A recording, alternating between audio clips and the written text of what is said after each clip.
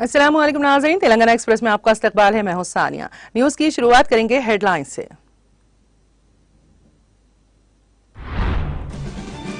मुत्तहिदा जिले नलगुंडा के सीनियर कांग्रेस कायद चेरुकू Sudhakar BRS party में शमूलियत। रियासती वज़रा केटीआर और हरीश राव ने गुलाबी खंडवा पहनाकर पार्टी में किया खैर मकदम। कांग्रेस की नाअहली से कर्नाटक में मसाइल दरपेश। कर्नाटक हुकूमत किसानों को बिजली फराहम करने में नाकाम। किसान एहतजाज करने पर मजबूर। रियासती वजीर केटीआर का रद्द-ए-अमल।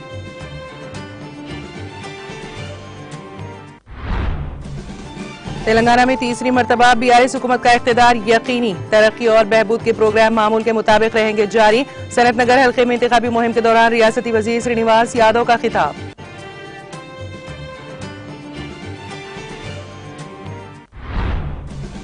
बीआरएस की कामयाबी, केसीआर को तीसरी मर्तबा वज़ीर आला बनाने के लिए करे सख्त मेहनत। सूर्यापेट में कांग्रेस कायदीन को बीआरएस में खैर मकदम करने के बाद रियासती वजीर जगदीश रेड्डी का खिताब। राहुल इलेक्शन गांधी, राहुल को तेलंगाना के मुतालिक बात करने का कोई हक हासिल नहीं। हल्के असेंबली कोरटला में रुकन कानून साज कौंसिल कविता की प्रेस कॉन्फ्रेंस।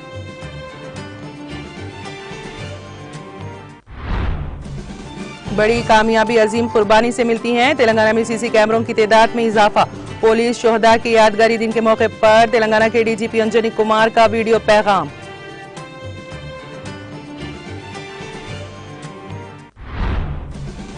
इंतखाबात के ऐलान के साथ ही सियासी जमातों के झंडों की तैयारी का काम तेजी से जारी। झंडों की तैयारी में सरे फहरिस्त राजना सिलसिला को झंडों की तैयारी के लिए मुल्क के कई मुकामात से मिली ऑर्डर्स।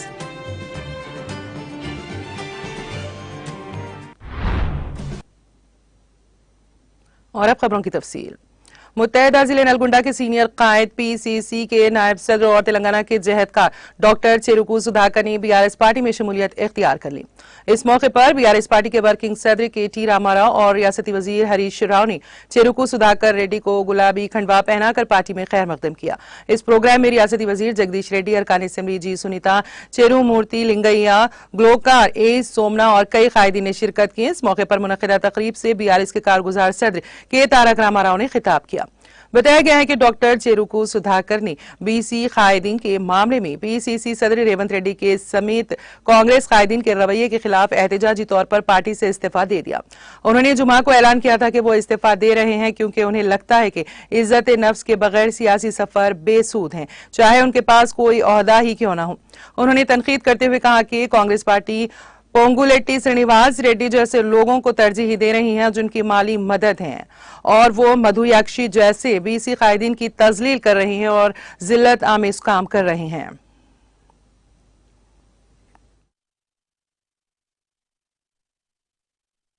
పేరు పేరున ప్రతి ఒక్కరికి హృదయపూర్వకంగా నమస్కారాలు. మీ అందరికీ కూడా స్వాగతం సుస్వాగతం. నేను సాధారణంగా ఇట్లాంటి మీటింగ్లకు వచ్చేటప్పుడు నా బిడ్డని అడిగి వస్తానండి ఏం మాట్లాడాలని. అయితే నా బిడ్డ ఒకటే చెప్పింది, ముందుగాల నీకు మైక్ ఇస్తే తర్వాత చాలా మంది పెద్దోళ్ళు ఉన్నారు మంచిగా మాట్లాడతారని చెప్పి సపరేట్ కూర్చో అన్నది. మధ్యలో మైక్ ఇస్తే అంటే నాకంటే ముందు మాట్లాడిన జగదీష్ అన్న మంచిగా మాట్లాడిండు, నా తర్వాత మాట్లాడే హరీష్ అన్న బాగా మాట్లాడతాడు అని చెప్పి కూర్చో. మరి ఆఖరికి ఇస్తే ఏం చేయాలన్నా, నాకంటే ముందు మాట్లాడిన హరీష్ అన్న మొత్తం చెప్పేసిండు, నాకు చెప్పేదానికి ఏం లేదని చెప్పి కూర్చో అని చెప్పింది. ఇప్పుడు నా పరిస్థితి అట్లే ఉంది. ఏం చెప్దామన్నా పెద్దగా చెప్పేదానికి ఏం లేదు, హరీష్ అన్న మొత్తం చెప్పిండు. కానీ ఒకే ఒక్క ముచ్చట, ఇక్కడ ఆడపిల్లల తల్లిదండ్రులు ఎంతమంది ఉన్నారు? ఆడపిల్లల తల్లిదండ్రులు ఎంతమంది ఉన్నారు? అదృష్టం ఉంటేనే పుడతారు ఆడపిల్లలు. ఇక్కడ కూడా ఉన్నారు, ఉన్నారా అక్క? ఎందుకు అడుగుతున్నా అంటే ఇప్పుడు మన ఇంట్లో పుట్టిన ఆడ కూతురికి మన చెల్లె కావచ్చు, మన బిడ్డ కావచ్చు, మన కోడలు కావచ్చు, మేనకోడలు కావచ్చు, పెళ్లి చేయాలి అంటే ఎంత ఆలోచన చేస్తాం? ఎవరికైనా ఇవ్వాలంటే ఎంత ఆలోచిస్తాం? అన్ని చెక్ చేస్తాం. ఏ పిల్లగానికైతే ఇయ్యానో ఆ పిల్లగాడు మంచోడా కాదా, పిల్లగానికి ఏమైంది తమ్మి, అది కూర్చొనట కూర్చోరాదు బై కిందికి. మీ నల్లగొండలతో ఇదే బాధ, చైతన్యం ఎక్కువ. కాబట్టి ఒక ఆడపిల్లని కిన్నా మనం ఒక ఇంటికి అన్నంటే ఒకటికి 10 సార్లు ఆలోచిస్తాం.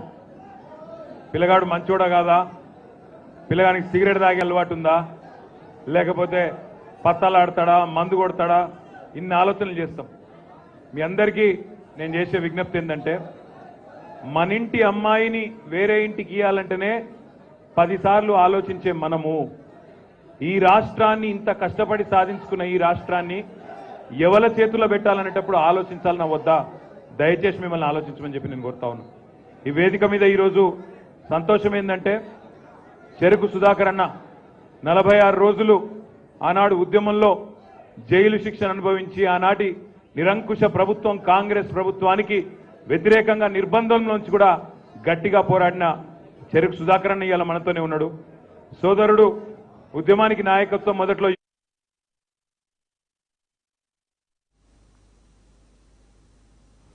वजीर सेहत हरीश राव ने कहा कि केसीआर एक ऐसे लीडर हैं जिनकी अपने काम के अलावा कोई तारीख नहीं है। उन्होंने कहा कि अगर केसीआर को वाकई कोई रंजिश होती तो वोट बराए नोट केस में रेवंत रेड्डी कभी के जेल में होते हैं। हरीश राव ने वाजे किया कि केसीआर हमेशा यही सोचते रहते हैं कि आवाम के लिए क्या करना है।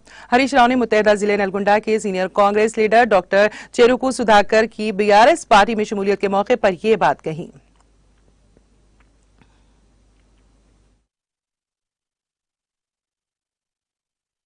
విషయం లేక ఇవాళ మన రేవంత్ రెడ్డి గాని రాహుల్ గాంధీ గాని విషయం జిమ్మే ప్రయత్నం చేస్తా ఉన్నారు. ఇవాళ తెలంగాణ మీద అన్ని అబద్ధాలను గోబల్స్ ప్రచారం చేసి ఇవాళ రాహుల్ గాంధీ గారు రాంగ్ గాంధీ అని మార్చుకోవాలని పేరు, అన్ని జూటా ప్రచారం చేస్తూ అబద్ధాలు చెప్తూ తెలంగాణ ప్రజల్ని మోసం చేయాలని చూస్తా ఉన్నారు. మేము ఛత్తీస్గఢ్లో వడ్లు కొన్నాము అంటుండు. ఏం కొన్నావు నాయన? నువ్వు యాసంగిలో వడ్లు కొననే కొనవు, ఒకటే వానకాలంలో కొంటావు. ఆ కొన్న వానకాలంలో కూడా ఎకరానికి 13 క్వింటాల వడ్లే కొంటారు. మరి మిగతా ఏడమ్ముకోవాలి? మన తెలంగాణలో ఒక ఎకరానికి 30 క్వింటాల వడ్లు పడతాయి. మన కేసీఆర్ పండిన పంటంతా కొన్నాడు, వానకాలం కొన్నాడు, యాసంగి కొన్నాడు, గింజ లేకుండా కొన్నాడు, తంటాలు లేకుండా ఊరూరికి కాంటాలు పెట్టిండు మన కేసీఆర్. మీరేం చేస్తారు నాయన? నీ ఛత్తీస్గఢ్లో మేము వడ్లు కొన్నాం 2500 పెట్టి అన్నావు. ఏం కొన్నావు? ఎకరాన 13 క్వింటాలే కొన్నావు, మిగతా బయట అమ్ముకో అన్నావు. యాసంగి పంటలను అయితే అసలే పంట కొనలే. అటువంటి పాలన కావాలి.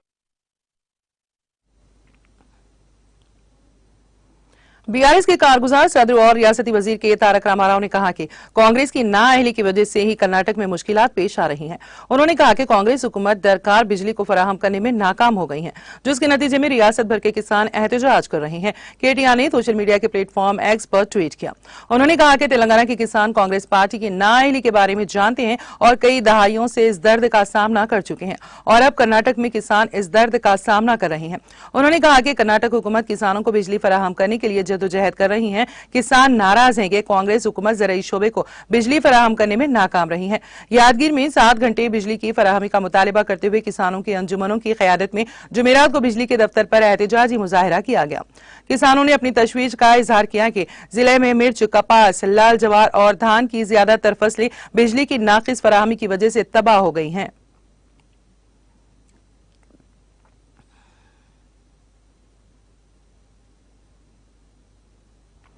वजीर अफजाइश मवेशियान वो बीआरएस उम्मीदवार टी श्रीनिवास यादव ने कहा कि बीआरएस हुकूमत रियासत में इख्तिदार में वापस आएगी और तरक्की और बहबूद के प्रोग्राम मामूल के मुताबिक जारी रहेंगे।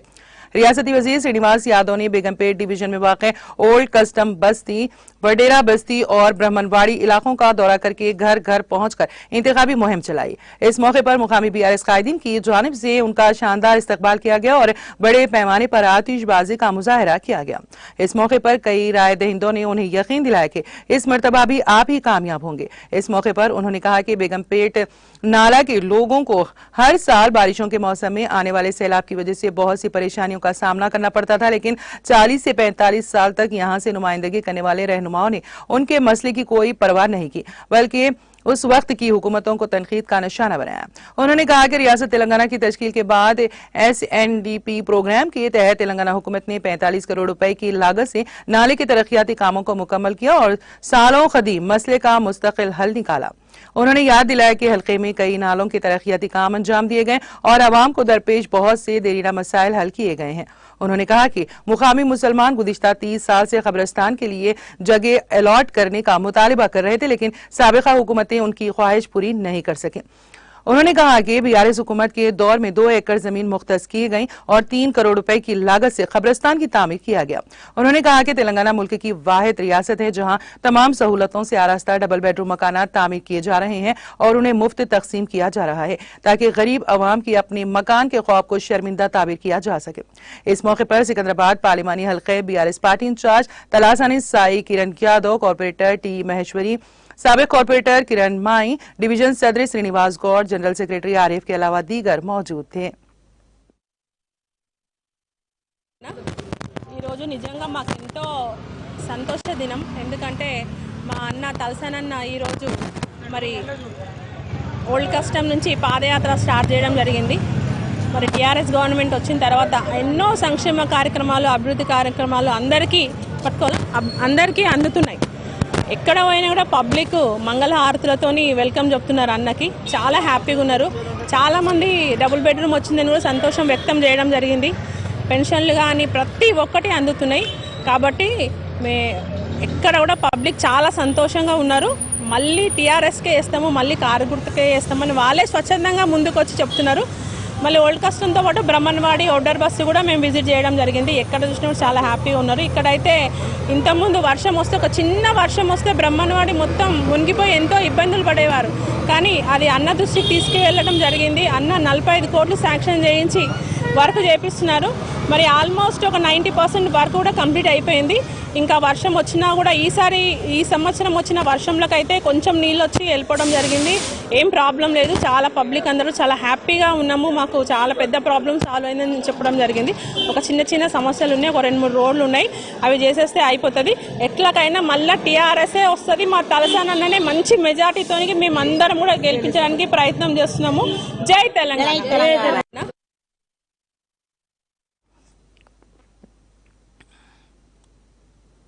जो असेंबली इंतखाबात करीब होते जा रहे हैं, कांग्रेस पार्टी को कई हलकों में झटका लग रहा है और कांग्रेस से ताल्लुक रखने वाले कई अहम कायदीन कांग्रेस को छोड़कर बीआरएस पार्टी में शामिल हो रहे हैं, जिसके नतीजे में बीआरएस पार्टी मजबूत और मुस्तहकम होती जा रही है। चुनाचे ताजा तरीन सूर्यापेट रूरल मंडल के रामारम गांव से ताल्लुक रखने वाले एक senior Congress leader P Vinu ने पार्टी से इस्तीफा दे दिया और पी वीनू ने अपने 215 साथियों के हमरा रियासती वजीर जगदीश रेड्डी की क़यादत में बीआरएस में शमूलियत इख्तियार कर ली, जिन्हें रियासती वजीर जगदीश रेड्डी ने गुलाबी खंडवा पहनाकर पार्टी में खैर मकदम किया।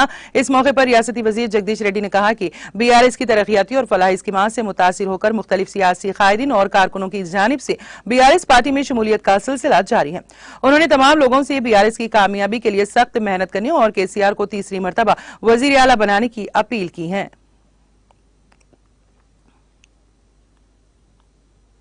राहुल गांधी इलेक्शन गांधी हैं और उन्हें रियासत तेलंगाना के मुतालिक बात करने का कोई हक नहीं है और राहुल गांधी जो नेहरू खानदान से ताल्लुक रखते हैं, वो नेहरू जिसने इलाके तेलंगाना को आंध्रा में जम करते हुए इलाके तेलंगाना के साथ नाइंसाफी की थी। इन ख्यालात का इजहार रुकन कानून साज कौंसिल निजामाबाद वो सदर तेलंगाना जागृति के कविता ने मेटपल्ली में रुकन असेंबली कैंप ऑफिस में मुनक्किदा प्रेस कॉन्फ्रेंस से खिताब करते हुए कहा कि जिस वक्त रियासत तेलंगाना के 9 मंडलों को आंध्रा में शामिल किया जा रहा था, तब और अलहदा रियासत तेलंगाना के लिए हाईकोर्ट के क़याम के लिए जदोजहद करने के मौके पर और बीजेपी हुकूमत की जानिब से अलहदा रियासत तेलंगाना पर जो तयखुनात मरकजी हुकूमत की जानिब से दिए गए, एक तयखुन भी पूरा न करने पर हम 9 मुंतखब अरकान पार्लियामान ऐवान में एहतजाज मुनज़्ज़म कर रहे थे। तब राहुल गांधी आप कहां थे? इसलिए उन्हें तेलंगाना के मुतालिक बात करने का कोई हक नहीं है। उन्होंने राहुल गांधी से इस्तफसार किया कि कालेश्वरम प्रोजेक्ट को कौमी दर्जा देने के लिए मरकजी हुकूमत से बीआरएस पार्टी की नुमाइंदगी के मौके पर उन्होंने क्यों खामोशी इख्तियार की और राहुल गांधी को इसकी जरूरत क्यों महसूस नहीं हुई। के कविता ने कहा कि मोहतरमा सोनिया गांधी की जानिब से एक मरतबा ऐवान में खड़े होकर बात करते हुए आंध्रा के हुकूक के मुतालिक बात की, लेकिन तेलंगाना के हक में कुछ नहीं कहा। उन्होंने कहा कि और तो ऐवान पार्लियामेंट में मां बेटे सोनिया गांधी और राहुल गांधी की मौजूदगी में जिस वक्त वजीर आजम नरेंद्र मोदी की जानिब से तेलंगाना की तौहीन की गई, तब भी दोनों ने सर उठाकर कुछ नहीं कहा। उन्होंने रियासत तेलंगाना की आवाम से इस्तफसार किया कि उन्हें ऐसे गांधी चाहिए जिनके सबब रियासत तेलंगाना की आवाम ने खुदकुशी की या फिर रियासती वजीर आला कलवा कुंडला चंद्रशेखर राव चाहिए, जिन्होंने अपनी जद्दोजहद के जरिए अलहदा रियासत तेलंगाना का क़याम अमल में लाते हुए आज सुनहरे तेलंगाना के ख्वाबों की ताबीर कर रहे हैं। उन्होंने इस मौके पर राहुल गांधी को मशवरा दिया कि वो अपना स्क्रिप्ट राइटर तब्दील कर दें, क्योंकि वो उन्हें मुनासिब स्क्रिप्ट तैयार करके नहीं दे रहा है। उन्होंने कहा कि राहुल गांधी को तेलंगाना रियासत की आवाम के हालात से मुतालिक कोई इल्म नहीं है, जबकि बीआरएस हुकूमत की जानिब से रियासती आवाम का एक यौम में सर्वे करते हुए उनकी तफसील हासिल करके उनके मसाइल को हल किया जा रहा है। इस इटला के विद्यासागर राव, जिले परिषद सदरनशीन D Vasanta Suresh, BRS party उम्मीदवार डॉक्टर के संजय राव के अलावा बीआरएस पार्टी कायदीन की कसीर तादाद मौजूद थी।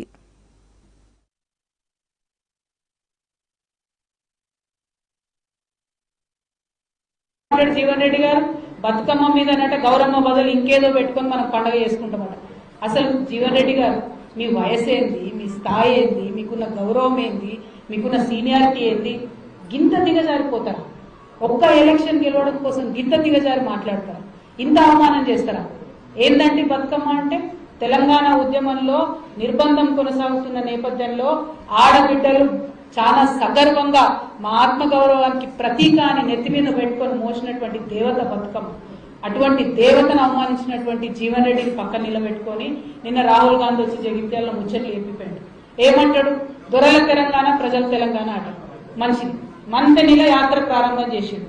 మంతెనీల పివి నరసింహారావు గురించి, తెలంగాణ బిడ్డ గురించి మాట్లాడాడు మాజీ ప్రధాని. అదే మంతెనీలో అక్కడ ఉన్నటువంటి శ్రీధర్ బాబు దొర ఆయనని పక్కన పెట్టుకొని మాట్లాడతాడు. అదే మంతని అక్కడ ఉమ్మడి కరీంనగర్ జిల్లాకు సంబంధించిన కాంగ్రెస్ పార్టీ అధ్యక్షుడు కవ్వంపల్లి సత్యనారాయణ ఒక దళిత బిడ్డ, ఆయనకు మాట్లాడే అవకాశం ఉండదు. ఒక దొర శ్రీధర్ బాబు మాత్రం నీ సభలో మాట్లాడతాడు. అక్కడి నుంచి ఇక్కడికి వస్తావు, ఇక్కడ ఒక దళిత బిడ్డ అడ్లూరు లక్ష్మణ్ కుమార్ మాట్లాడరాదా? లక్ష్మణ్ కుమార్ గారికి తర్జుమా చేయరాదా? ఆయన పక్కకుంటాడు. జీవన్ రెడ్డి గారట జోష్ తోని తర్జుమా చేస్తాడట. ఈయన దొర కాదట, లక్ష్మణ్ కుమార్ గారినేమో పక్కకు పెడతారట. తర్వాత ఆర్మూరుకు వస్తాడు, అక్కడ ఇంకో దొర ఉత్తమ్ కుమార్ రెడ్డి, ఆయన మైక్ పట్టుకొని మాట్లాడతారు. స్థానిక అభ్యర్థి మాట్లాడారు, అక్కడ ఉన్న నాయకులు మాట్లాడారు. ఇక రాహుల్ గాంధీ గారు దొరల తెలంగాణ, ప్రజల తెలంగాణ అంటే నవ్వుకుంటున్నారు విన్న.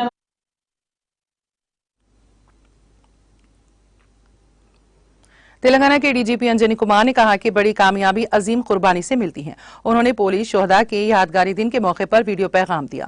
उन्होंने कहा कि यौम शोहदा पुलिस की अहमियत है। 21 अक्टूबर 1959 को हिंदुस्तान और चीन की सरहदों पर सीआरपीएफ के 10 पुलिस एहलकारों ने मुल्क के दिफा के लिए अपनी जानों का नजराना पेश किया। उन्होंने कहा कि मुल्क भर में 189 पुलिस मुलाजिमीन ने अपने फराइज की अंजामदही में अपनी जानों का नजराना पेश किया है। उन्होंने कहा कि वो इन सब को फखर से सलाम पेश करते हैं। अंजनी कुमार ने हैदराबाद के गोशा महल ग्राउंड में इस सिलसिले में मुनक़िदा तकरीब में शिरकत की। उन्होंने कहा कि तेलंगाना पुलिस खिदमात में आगे हैं। भरोसा मराकज़ मुल्क के लिए एक मिसाल ही बन गए हैं। उन्होंने कहा कि तेलंगाना वो रियासत है जहां सीसीटीवी कैमरों की तादाद सबसे ज्यादा है और रियासत में जराइम की शरह में कमी आ रही है। यहाँ पर खवातीन और बच्चों की हिफाजत को अव्वलीन तरजीह दी जाती है।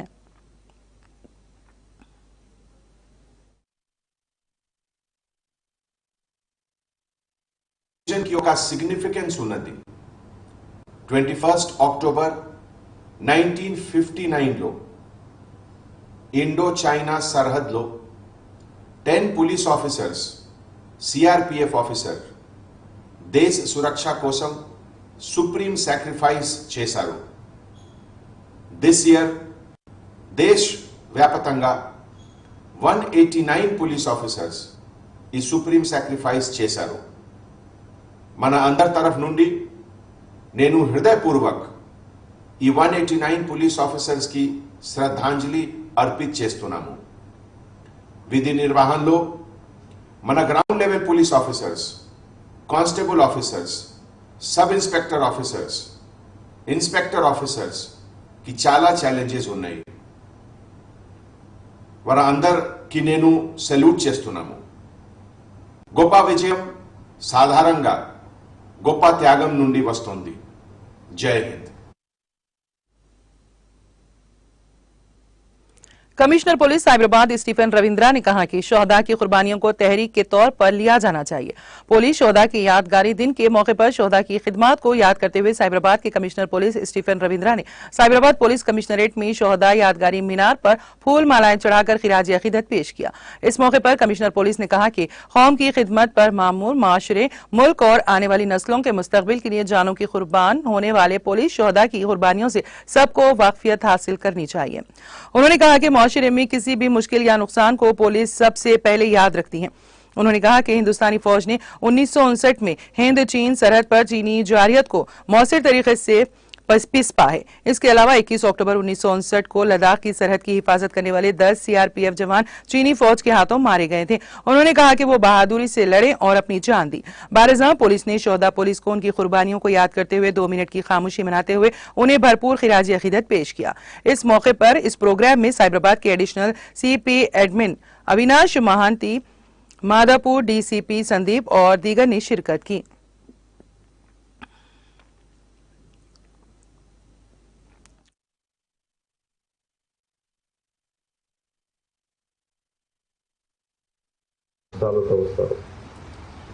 మరి పోలీస్ స్టేషన్ వచ్చిన ప్రతి పౌరుడికి మనం కూడా న్యాయం కలిగించే విధంగా విధి నిర్వహణ చేసి ఎప్పటికప్పుడు ప్రజల గుండెల్లో సుస్థిర స్థానం మనము సంపాదించుకునే విధంగా మనము విధులు నిర్వర్తించాలి। 1959వ సంవత్సరం మనకి లదాఖ్ ప్రాంతంలోని సిఆర్పిఎఫ్ జవాన్లు చైనా సైన్యం మీద పోరాడి వాళ్ళు ప్రాణాలు త్యాగం చేశారు। మరి ఆ స్ఫూర్తిని మనము స్మరించుకుంటూ ప్రతి సంవత్సరం మనము ఈ కమెమరేషన్ పరేడ్ అన్నది మనము చేసుకుంటా ఉన్నాము। మరి అమరవీరుల కుటుంబాలకి ఎప్పుడు పోలీస్ డిపార్ట్మెంట్, పోలీస్ సిబ్బంది ఎప్పుడు మీ అండగా ఉంటుంది। మీకు ఏ సమస్య వచ్చినా మీ ముందుండి మీ సమస్య। जिले भद्राद्री कुत्तागुड़म की आशवारावपेट पुलिस की जानिब से यौम शोहदा पुलिस मनाया गया। ड्यूटी के दौरान अपनी जानों की कुर्बानी देने वाले शोहदा को खिराज अकीदत पेश किया गया। बारजहां पुलिस शोहदा की यादगारी मीनार पर फूल मालाएं चढ़ाकर शहीद पुलिस मुलाजिमीन को भरपूर खिराज अकीदत पेश किया गया। इस मौके पर पुलिस एहलकारों ने शोहदा की कुर्बानियों को सराहते हुए कहा कि मुल्क की सलामती के लिए अपने खानदानों से हमेशा दूर रहते हुए मुआशरे की फलाह बहबूद के लिए अपनी जानों का नजराना पेश करने वाले पुलिस एहलकारों की कुर्बानियों को कभी फरामोश नहीं किया जा सकता। आशवारावपेट पुलिस स्टेशन में मुनक्किदा एक मीडिया कॉन्फ्रेंस से खिताब करते हुए सर्कल इंस्पेक्टर पुलिस ने कहा कि इलेक्शन कमीशन ऑफ इंडिया की हिदायत के मुताबिक सीआरपीएफ और दीगर फोर्सेस के साथ बैन रियासती सरहदी चेक पोस्ट पर सिक्योरिटी सख्त कर दी गई है। इंतखाबात के पेश नजर सरहदी चेक पोस्टों पर पुलिस की जानिब से तलाशी मुहिम में तेजी पैदा कर दी गई।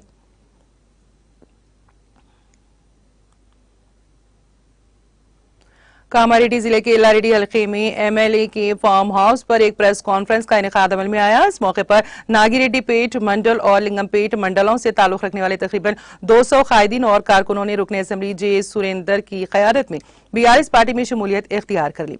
इस मौके पर मुनक्किदा प्रेस कॉन्फ्रेंस से खिताब करते हुए रुकन असेंबली जे सुरेंदर ने कहा कि कांग्रेस और बीजेपी तेलंगाना हुकूमत की तरक्याती और फलाही स्कीमात को देखकर बौखलाहट का शिकार हो गई हैं। उन्होंने एक बार फिर याद दिलाया है कि केसीआर ऐसी स्कीमों की तरक्की के क्रेडिट के मुस्तहक हैं जो रियासत तेलंगाना के वजीर आला केसीआर के मंशूर में शामिल नहीं थे, जैसा कि गुज़िश्ता 75 साल के दौरे हुकूमत में पहले कभी नहीं था। उन्होंने इस यकीन का इजहार किया कि इस मरतबा भी तेलंगाना में बीआरएस इख्तिदार में आ जाएगी और कई नई स्कीमात पर अमल करते हुए सुनहरा तेलंगाना बनाया जाएगा।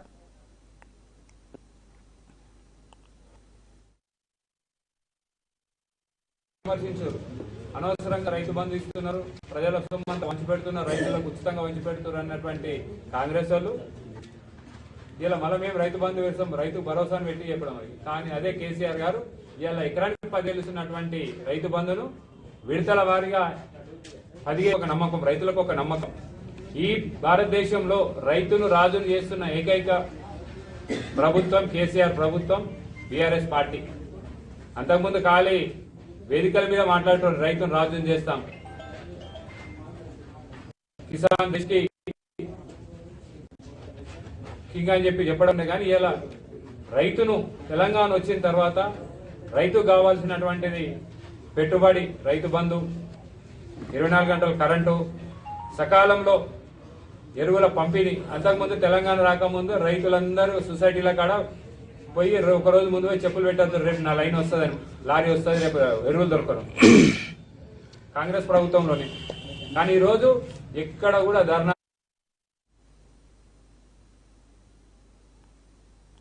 निर्मल जिला भैंसा शहर में वाक़ संजीव रेड्डी फैक्ट्री अहाते में बीआरएस पार्टी के हल्का असेंबली मधोल के मरकजी दफ्तर का इफ्तिताह।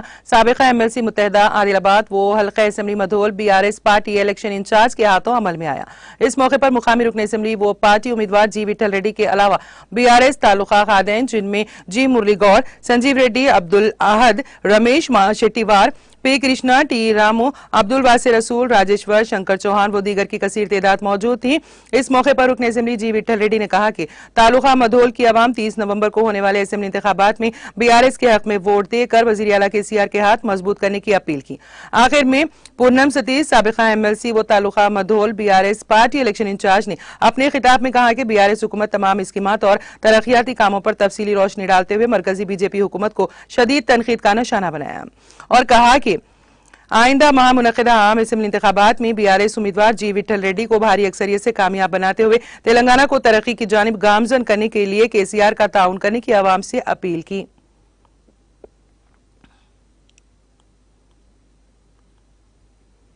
निर्मल जिले भैंसा मंडल परिषद दफ्तर के अहाते में महकमे पंचायत राज की जानिब से सरकारी तौर पर बदकम्मा तकरीब का इनेकाद अमल में लाया गया, जिसमें निर्मल जिले कलेक्टर आशीष संगवान ने शिरकत करते हुए खवातीन के साथ बदकम्मा रक्स किया।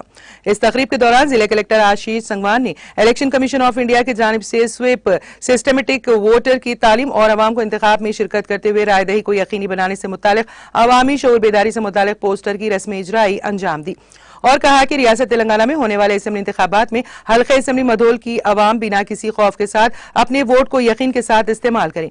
मजीद जिले कलेक्टर आशीष संगवान ने कहा है कि राय दहिंदगान को हक राय दही के इस्तेमाल, वोट के फीसद में इजाफा और विजुअल सी ऐप के इस्तेमाल के बारे में हसास बनाने के लिए अहदेदारों को मशवरे देते हुए कहा कि पोलिंग मराकज में आवाम के लिए सहूलियात पैदा करने के लिए इक़दाम करें। बारिज़ा उन्होंने कबायली लड़कियों के आश्रम स्कूल के पोलिंग स्टेशन का मुआयना किया।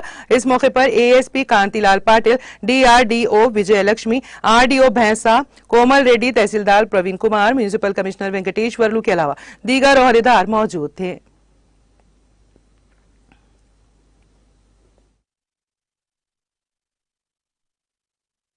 To DRDO garu and her team for organizing this big event, sweep gurinchi water awareness cheyadaniki ee roju Bhainsa constituency lo ee program jarigindi.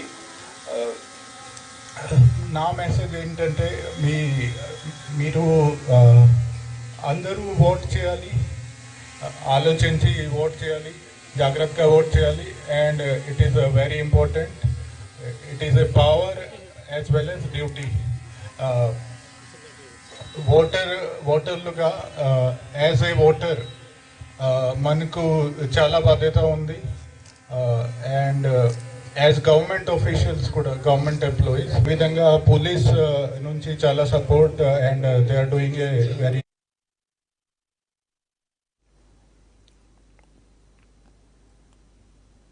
Election आते ही सियासी जमातों के झंडों की तैयारी का काम तेजी से शुरू हो जाता है। अब जबकि 5 रियासतों में इंतखाबात हो रहे हैं, मुख्तलिफ जमातें अपने झंडों की तैयारी के लिए तेलंगाना के राजौना सिरसिल्ला से रुजू हो रही हैं, जिससे खवातीन के अलावा कई अफराद को रोजगार हासिल होता है। राजौना सिरसिल्ला जिला किसी भी पार्टी के झंडों की तैयारी के लिए मशहूर है, क्योंकि यहाँ तैयार होने वाले झंडे सस्ते दामों पर दस्तयाब करवाए जाते हैं। इससे बिलवास्ता तौर पर हजारों अफराद को रोजगार हासिल होता है। इन झंडों की तैयारी का काम करने वालों ने कहा है कि फिलहाल 5 रियासतों से से झंडों की तैयारी के ऑर्डर आ चुके हैं, ताहम उनके पास उनकी तैयारी के लिए जरूरी अफरादी कुव्वत दस्तियाब नहीं है। इन कारीगरों ने कहा है कि हम पार्टियों के झंडे तो बहुत तैयार करते हैं, लेकिन जब इंतखाबात आते हैं तो उनकी मांग में इजाफा हो जाता है। उन्होंने कहा कि आंध्र प्रदेश के साथ साथ तेलंगाना, मध्य प्रदेश, मगरबी बंगाल से भी झंडों की तैयारी के ऑर्डर मिले हैं। अलावाजी छत्तीसगढ़, झारखंड से भी ऑर्डर्स के कॉल्स मौसूल हो चुके हैं। झंडों की तैयारी में मसरूफ बाज अफराद का कहना है कि वो बीड़ियां बनाने का काम कब्ल अज़ीं किया करते थे। कम आमदनी होने की वजह से वो मुआशी तौर पर परेशान थे। उनका कहना है कि झंडों की तैयारी पर उन्हें सिर्फ चंद दिनों का रोजगार मिलता है। उन्होंने कहा कि TMC, Congress, BJP, Telugu Desam, BRS से भी ऑर्डर्स मिल रहे हैं। जो भी ऑर्डर मिलते हैं इसको पूरा करने के लिए वो मुसलसल काम कर रहे हैं। प्रिंटिंग हैदराबाद में होती है, ताहम कपड़े की जहां तक बात है, सिलसिला में कपड़े की तैयारी का काम किया जाता है और हिंदुस्तान में किसी भी मुकाम पर इस तरह कम कीमत पर काम नहीं किया जाता। इसीलिए तमाम रियासतों से ऑर्डर्स यहां आते हैं।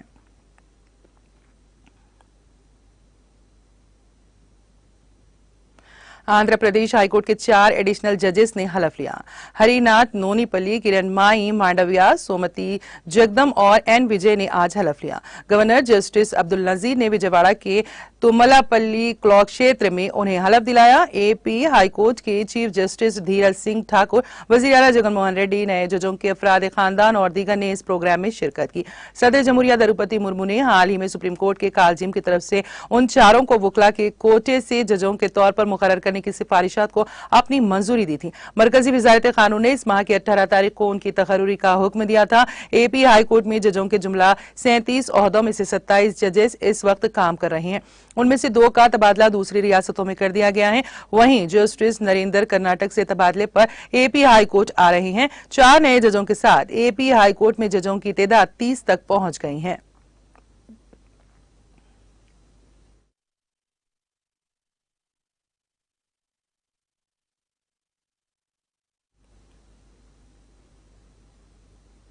तेलंगाना एक्सप्रेस में अब वक्त हुआ एक ब्रेक का। ब्रेक के बाद भी खबरों का सिलसिला जारी रहेगा।